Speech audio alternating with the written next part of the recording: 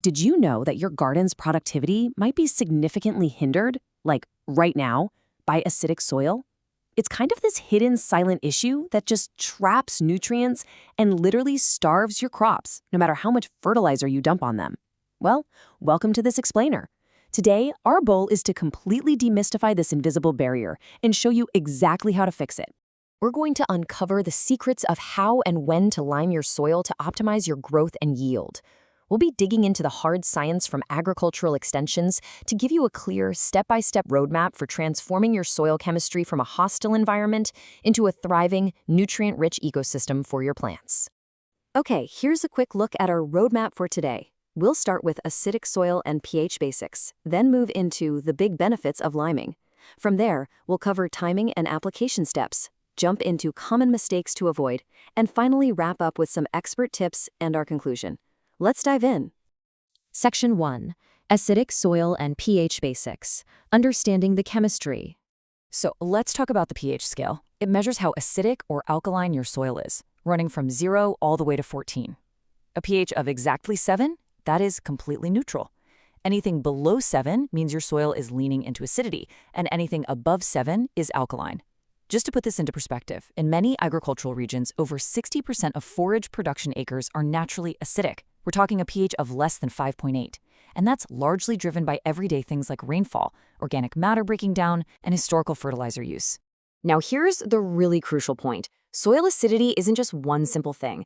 It's actually split into two completely different categories. You've got active acidity, which is the hydrogen currently dissolved in the soil water. This is what your basic home pH tests are measuring. But then you have reserve acidity. This is the acidity tightly bound to the actual soil and organic matter particles. And get this, that reserve makes up more than 99% of the total acidity in your soil.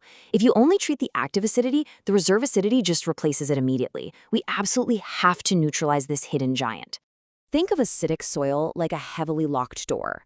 When the pH drops too low, essential nutrients like nitrogen, phosphorus, and potassium are literally locked into the soil chemistry. They're totally unavailable to your plants. Worse yet, toxic elements like aluminum and manganese are released, and those will actually poison your root systems. Liming is the key that unlocks that door. It ties up those toxic metals and releases the trapped nutrients, creating this beautifully neutralized soil where healthy roots and thriving microbes can actually flourish. Section 2. The big benefits of liming. Unlocking your soil's potential. Interestingly enough, plant requirements are highly specific. Now, while a few plants, like blueberries, actually love high acid, and crops like potatoes tolerate slight acidity to help fend off diseases like scab, the vast majority of our staple crops absolutely require neutral soil to thrive. If you're out there trying to grow alfalfa or asparagus in a pH of 5.5, you are honestly fighting a losing battle against your own soil chemistry. When we apply agricultural lime, we're doing so much more than just tweaking a random number on a chart. Liming restores your crop's access to nitrogen, phosphorus, and potassium. It acts as a heavy-duty shield against those toxic heavy metals we just talked about. Furthermore, it completely boosts microbial activity. Those helpful bacteria that break down organic matter and fix nitrogen from the air, they simply cannot survive in highly acidic conditions. Lime literally brings them back to life. And the financial reality of this is pretty staggering. According to agricultural extension data, lime can return $5 to $10 for every single dollar you invest. Just raising your soil pH from 5.7 up to 6.5 can improve corn and soybean yields by 20% or more, and alfalfa by over 35%. It is an incredibly accessible, high ROI solution that can dramatically increase your yield with a very, very small upfront investment.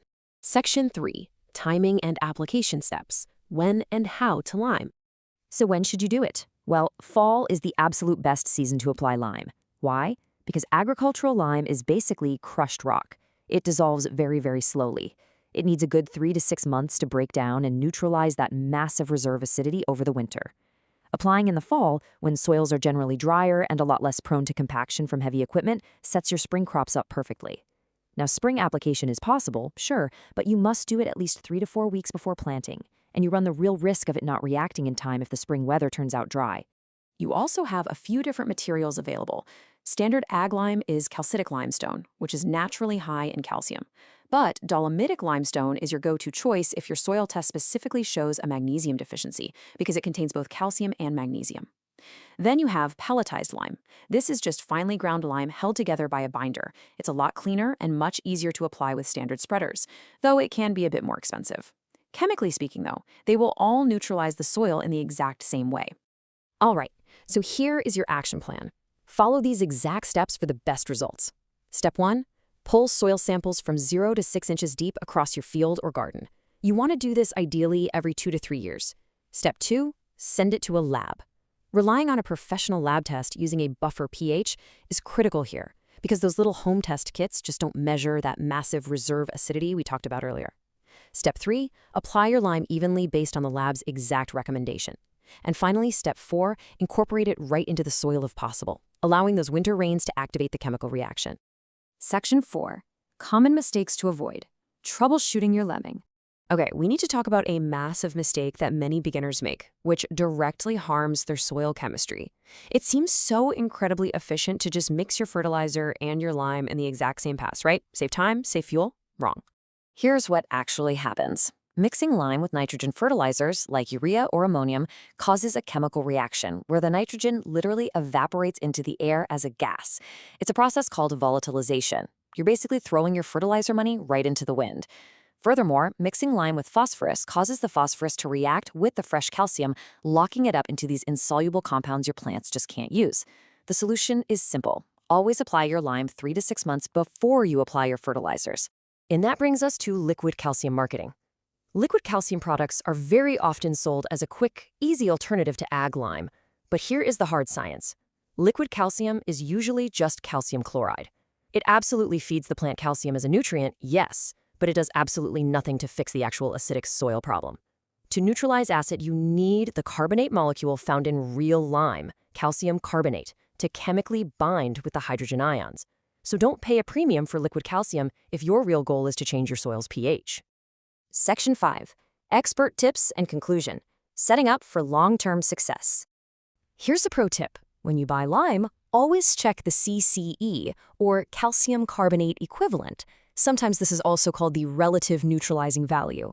Think of this as your ultimate quality control metric for buying lime. Pure calcium carbonate has a value of 100. Because agricultural lime is a mined rock, it has natural impurities in it. So, if your lime has a value of 85, it's slightly less potent, meaning you might need to adjust your application rate slightly upward to get the exact neutralizing effect your soil test recommended. Also, remember that your specific soil type dictates your lime requirement just as much as the pH number itself does. Heavy clay soils have a very high cationic exchange capacity, meaning they firmly resist changes to their pH. Because of this, they require significantly higher doses of lime to achieve the exact same neutralizing effect as, say, a light, sandy soil. Your lab test will account for this, which is exactly why professional testing is totally non-negotiable. Now, please keep this important disclaimer in mind before you get started. The advice provided in this explainer is based on general gardening practices. You should always consult with your local agricultural experts or extension services for solutions tailored to your specific soil conditions and climate. Your local extension offices are truly your best resource for localized soil testing and advice. So I want to leave you with this question to think about. Is a hidden pH problem locking up your garden's potential right now? You won't ever know just by guessing.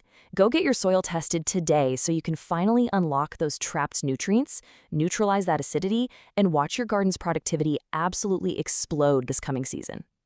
Thanks for joining me on this explainer, and happy growing!